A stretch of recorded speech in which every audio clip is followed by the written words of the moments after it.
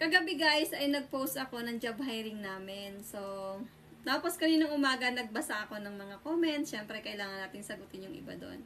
So, ang dami kong nabasa na negative feedback. So, ang daming tao na may hugot sa buhay. So, ito lang yan guys.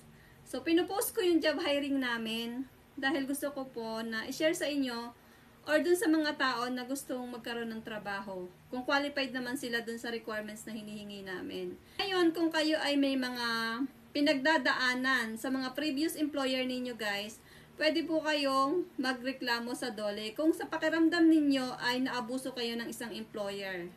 Okay? Kami mga employer naman guys, ay hindi po kami pwedeng basta-basta magtanggal ng tao kung wala siyang violation na ginawa or hindi niya nilabag yung rules namin. So, yun lang guys and thank you so much. Follow for more. Bye guys! Bye!